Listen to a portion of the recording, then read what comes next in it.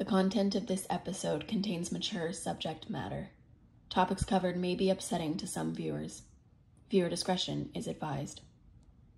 Hey you guys, what's up? And welcome to another episode of Approached. Last week, you may have noticed that I switched up my background a little bit, and along with that, I switched up my mic as well because I am traveling right now, and so my mic is different. I apologize for the sound quality. I will be back home in Vancouver shortly. For now, I've tried to make the audio as good as I can by bringing the mic a little bit closer to me, so hopefully this week is a little bit better than last week, and I thank you so much for sticking with me while I'm using this mic. It is a good mic, but not as great as the ones that I have at home for podcasting. So I appreciate you so much for sticking through it with me. And let's get into today's episode, which is another Canadian crime. Today, we are diving into a serial killer from none other than Vancouver, British Columbia, which is where I live. So this is a very close to home episode for me, very close to home case. However, it did happen before I was born, and that brings me a little bit of solace, but we are just going to jump right into it. If you were to look up promotional videos or tourism videos from the 1980s, the 1970s to the 1980s in Vancouver, you would see a lot of nature and sports and talks of Stanley Park, which is a really expansive park just outside of downtown Vancouver. And these videos really focus on how beautiful and vibrant and young and forward-thinking Vancouver is. But what they fail to mention is one of the darker parts of Vancouver, which was as rich with people struggling with mental health and addiction as it is today, and that is Vancouver's downtown east side. For me, living in Vancouver, but not growing up in Vancouver, I see it from both sides, and I do see the main strip of East Hastings, it's called. It's this road on the east side where you see a lot of people in active addiction, a large homeless population, and things like sex workers and drug deals going on there. And so I do see it more as the city letting down those populations, as opposed to sometimes I hear tourists coming down there and gawking at this street or at the population that is living on there. And it's just really sad to see because at the end of the day, these are really marginalized and disenfranchised people. And it's really hard and dangerous to live that kind of life. And a lot of people are forced to live that kind of life. And so I'm not here to get into a debate about that, but it is important to know that that is where this case goes down. That's where this case is focused on, is Vancouver's downtown east side. In this area, there are actually quite a few hotels and bars and strip clubs that you can frequent, and obviously people do frequent. There's barbershops, there's all sorts of things going on in this area as well. But this area is also known, like I said, for active addiction and heavy drug use. And so it's not uncommon to drive past it even today and see ambulances parked on the side of the road and police cars. And it's very common to find those overdosed and succumbing to their addictions in this area. And this is actually what police thought that they were coming to when they found the lifeless body of Vanessa Lee Buckner in 1987 at the Niagara Hotel. And this hotel has since been remodeled to the Ramada Hotel, but is still similar to the way that it was in the 1980s. What police would often find is these individuals renting these hotel rooms or living in these hotels and using in there, and oftentimes would succumb to their addiction and overdose and unfortunately pass away. And again, this is initially what they thought when they found Vanessa Lee Buckner at the Niagara Hotel. But following protocol, police did do an autopsy of Vanessa's body, and they found that she had a blood alcohol level of 0.91. And for reference, in BC right now, the legal drinking limit is 0.05 and under, and death is said to be pretty imminent when you have a blood alcohol level of 0.4 or higher. So Vanessa's blood alcohol level being 0.91 is outrageous. Experts were saying that this would be someone who would have been in a deep, deep coma, and it would have been really hard for her to get her blood alcohol level to this height because she would have already been passed out. And so this, to police, really made them think there could be foul play here. And after talking to Vanessa's parents, they had said that though Vanessa had been known to occasionally be a sex worker and also a drug user, she was not a drinker. And they gave police a list of names, a long list of names that would corroborate that she did not drink, it was not for her, didn't do it. So police decided to take this case more seriously, thankfully. As we know, oftentimes those with addiction issues don't get treated the same as those without addiction issues. And oftentimes cases go unsolved or are wrongfully assumed to be accidental death. And where they started was the phone call that they got saying where Vanessa's body was. And that was an anonymous phone call that they were actually able to trace to the Marble Hotel, which was also a strip club. And they were also able to link it to the phone that came from the Marble Hotel, therefore knowing which room it was. And the person staying in that room was none other than Gilbert Paul Jordan. So for this case, I started almost at the ending of the story. So we need to take it back and actually talk about Gilbert Paul Jordan, where he came from, what his life looked like, and how he ended up making an anonymous phone call to the police saying that there was a woman dead in the Niagara Hotel. Gilbert Paul Jordan was actually born Gilbert Paul Elsie on December 12th, 1931. Mr. Jordan was born in Vancouver, British Columbia, and grew up, from what I could find, a relatively normal childhood. It was quite hard to find the backstory of the victims in this case and also of Mr. Jordan because it was so long ago. And again, a lot of the articles focus only on the criminal aspect and not the backstory. So I don't have a whole lot of backstory for Gilbert Paul Jordan, but what I do have is that even though he grew up in a relatively stable household for the time, he did quickly turn to a life of crime. And by the age of 16, he was already a high school dropout and an alcoholic. By 21 years old, Gilbert Paul Jordan was already convicted of theft, assault, and possession of heroin. In 1961, when Gilbert was just 30 years old, he was arrested for kidnapping a 5-year-old Indigenous girl from her reservation.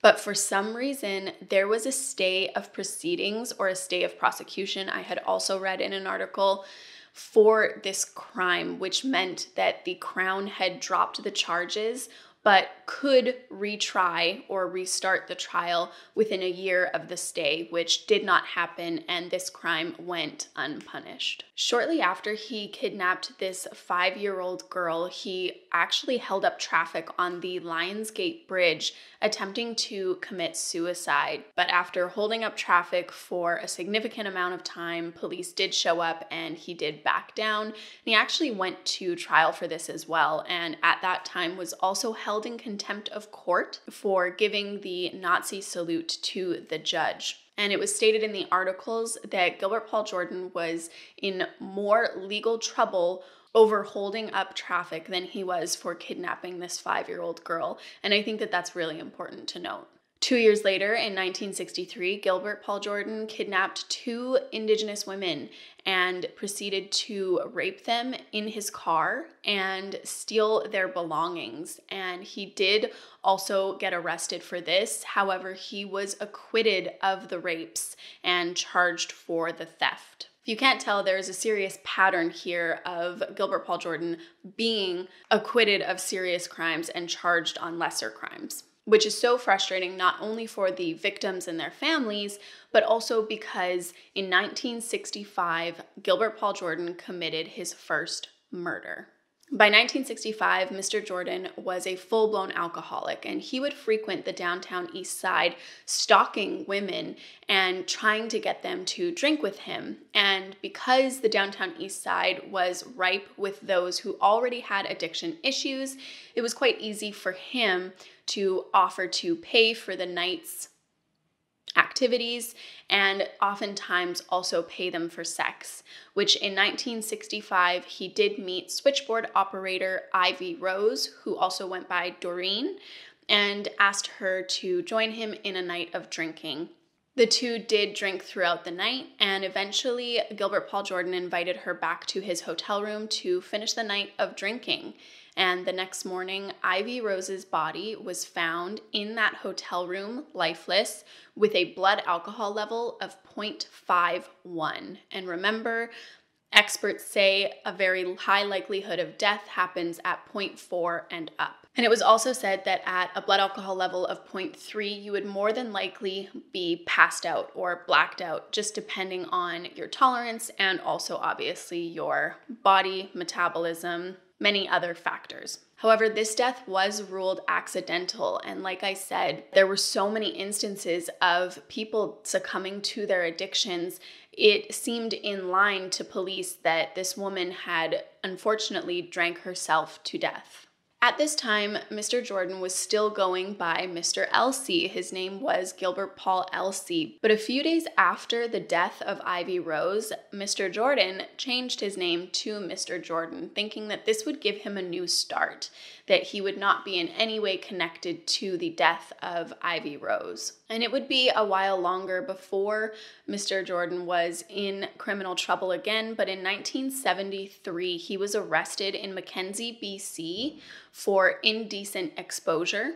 And again in Prince George in the same year for indecent exposure, which thankfully he was convicted for and sentenced to 2 years minus 1 day in jail. In 1974, prosecutors attempted to name Jordan as a dangerous individual, but because Mr. Jordan had decent lawyers, this was denied and he was released from prison to go on and commit further crimes. This is something that I really don't like hearing about, is these criminals who continue to commit crimes after they've served relatively light sentences. It's so hard to listen to or hear because you see their crimes progressing in such a serious way, and unfortunately, the legal system continues to release them out into the public even though they're such a great danger. And in 1975, just after Mr. Jordan was released from prison, he was arrested and convicted for the kidnapping and rape of a woman from a mental institution. For this crime, Mr. Jordan did serve 26 months in jail, and this time he put his time to, in quotes, good use and learned a trade. And he learned how to be a barber in jail, and he would cut inmates' hair and really kind of perfected his craft. And when he was released after the 26 months, Jordan coincidentally inherited a moderate sum of money and used that money to open a barbershop. And this barbershop was called the Slow Can Barbershop in East Vancouver. After Gilbert was released and he had opened his barbershop, it would be almost 10 years before he was on the radar of the police again. It wasn't until the 1987 murder of Vanessa Lee Buckner that police started looking at Gilbert Paul Jordan again. Before we get into the police investigation of Gilbert Paul Jordan, I'd like to take a moment to thank the sponsors of Approached. I'm so grateful to all of you for listening to Approached, and I'm also so grateful to our sponsors, the first of which is Rothy's. In 2021, nobody has time for uncomfortable shoes, and that's where Rothy's comes in. Rothy's surveyed thousands of customers, and the number one word used to describe their shoes is comfy. What makes them so good is their unique, seamless design, and they are insanely comfortable the moment you put them on. Their fan-favorite styles are sustainably made with materials like plastic water bottles, and they're fully machine washable. Rothy's is chock full with comfortable bestsellers like flats, loafers, sneakers, and sandals in an array of colors. And they also offer spacious, washable bags, which are perfect for summer getaways. I was sent a pair of Rothy's sneakers back in the winter, and I cannot stop wearing them. They are so comfortable, and they never had a break-in period, which is so important to me. I hate when my feet are sore because I've been trying to break in a new pair of sneakers, and it was so great that with Rothy's, I didn't have to go through that period. If you want to step up your summer wardrobe with washable, sustainable, stylish shoes and bags from Rothy's, head to rothys.com/approached to find your new warm weather favorites today. That's rothys.com/approached. Thank you so much, Rothy's. A massive thank you to our next sponsor, which is Native Deodorant. If you've been listening to the podcast for a while, you probably know that I love Native's deodorants in many of their scents, but what you might not know is they also have body wash, toothpaste, and their brand new mineral-based sunscreen. Native now has a broad spectrum SPF 30 sunscreen for your face and body. It's lightweight, absorbs quickly, and you can choose between unscented or coconut and pineapple. Native is on a mission to overhaul your entire hygiene routine by putting the care in self-care with products carefully made to work against odor that are made with simple ingredients and smell great. You can even build your own personalized product bundles. You can mix and match 3 of your favorite scents and keep them on rotation so you have something for every occasion. None of Native's products are tested on animals, and almost everything is vegan.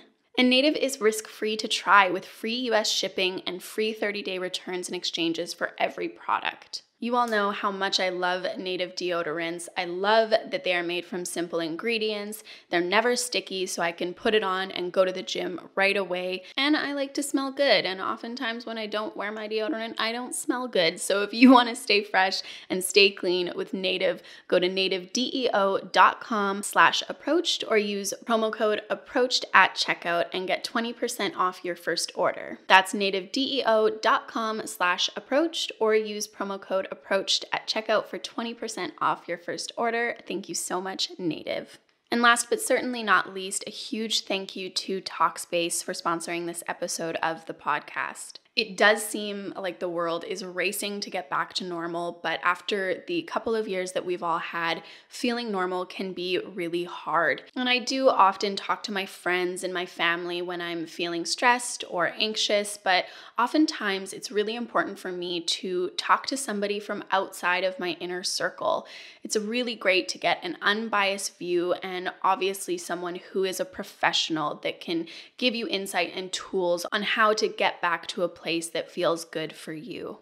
Going into your therapist's office for the first time can feel really scary. And what I love about Talkspace is they really do make it so accessible. You can reach out to a licensed therapist and schedule live video sessions all from the comfort of your device. And you can start messaging with your therapist the same day you sign up. They also work around your schedule. You can send and receive unlimited messages with your dedicated therapist in the app. Talkspace wants you to start feeling better with a single message. Match with a licensed therapist when you go to Talkspace.com and get $100 off your first month with the promo code approached. That's $100 off when you use code approached at Talkspace.com. Thank you so much to all of the sponsors of today's episode, and as always, thank you to our listeners. So now we are more or less back at the beginning of this episode in 1987 with the death of Vanessa Lee Buckner.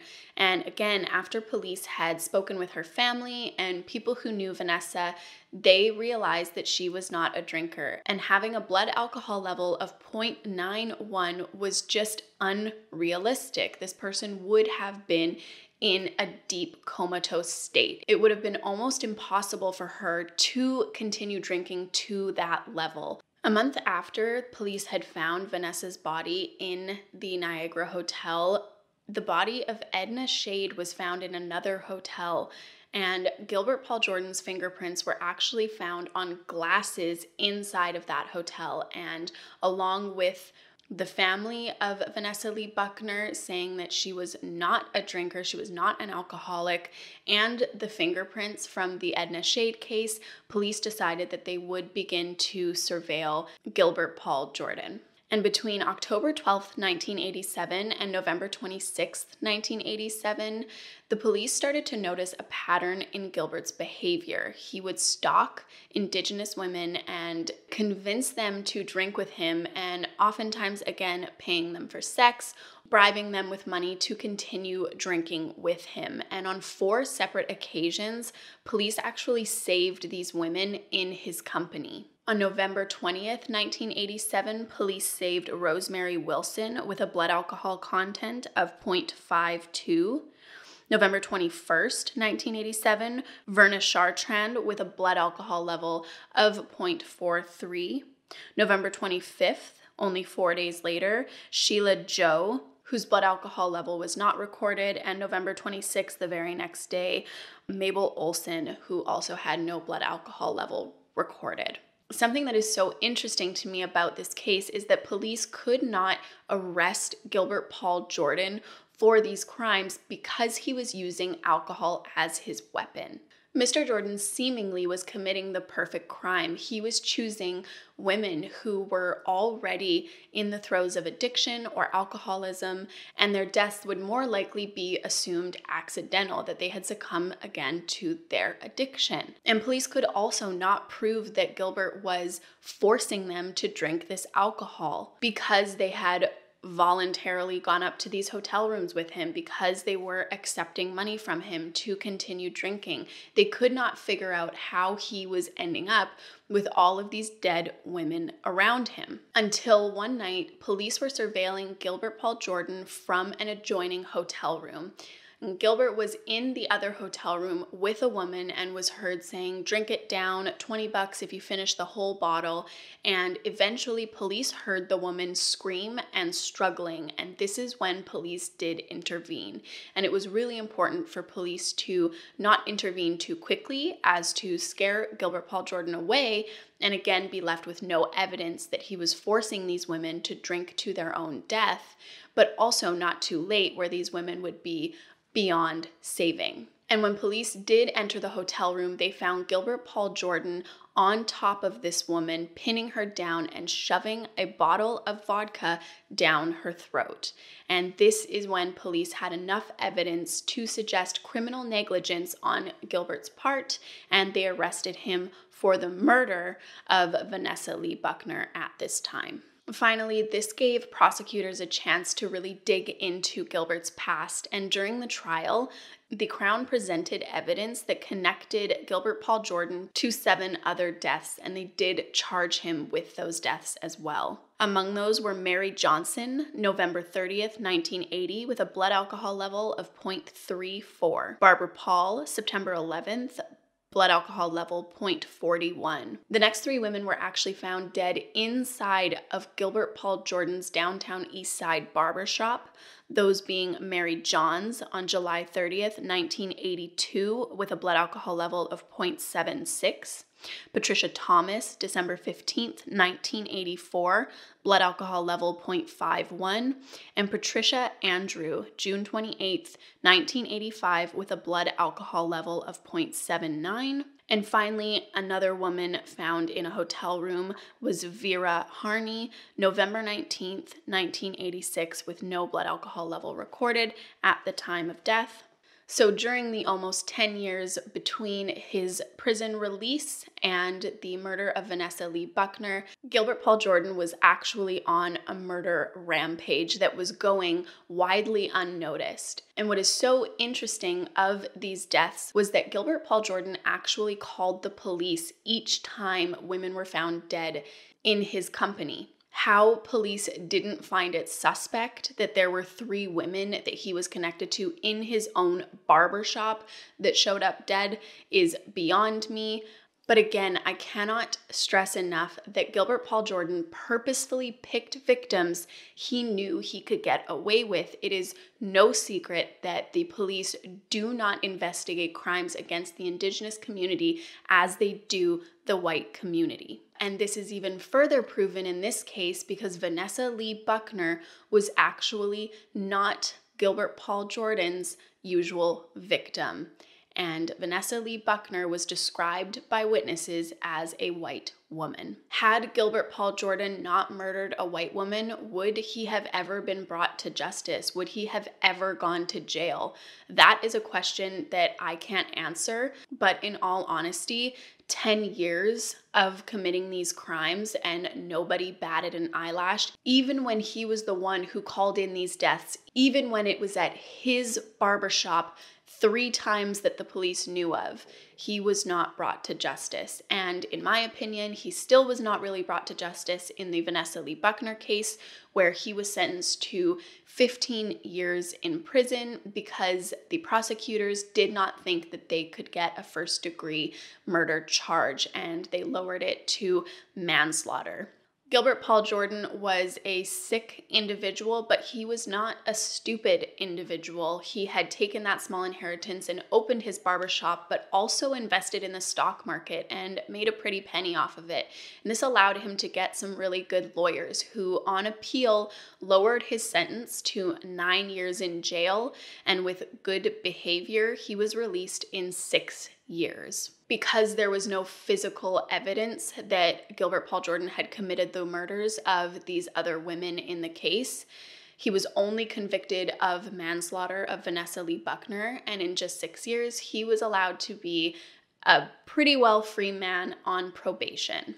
After Gilbert Paul Jordan got out of prison for his 6-year sentence, it only took until June of 2000 before he was charged with sexual assault, negligence causing bodily harm, and possession of a noxious substance, which would be alcohol. And this was actually part of his probation, that he was not allowed to consume or be in the possession of alcohol, and especially around women. And so this was a breach of his probation as well. For some reason, I don't believe that he went back to jail for this breach of probation. It seems like they just gave him a slap on the wrist and sent him on his way.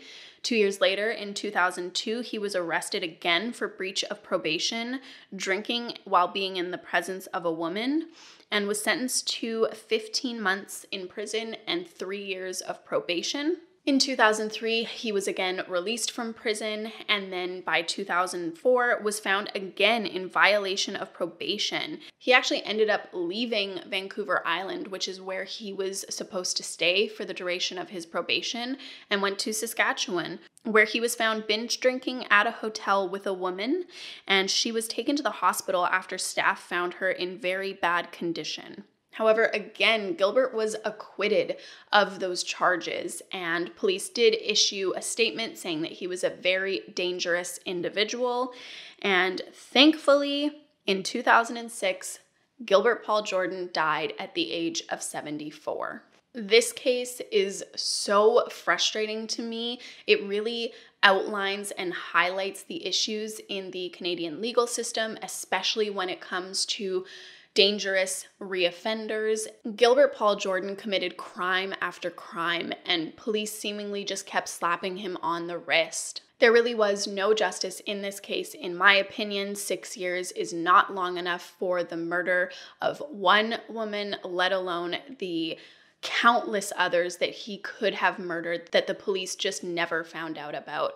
Mr. Jordan never apologized for his crimes and never showed that he was remorseful, and in my opinion, I do not believe that he ever should have been let back out to commit more crimes. These Indigenous women were never given justice for the crimes done against them, and their families never saw justice either.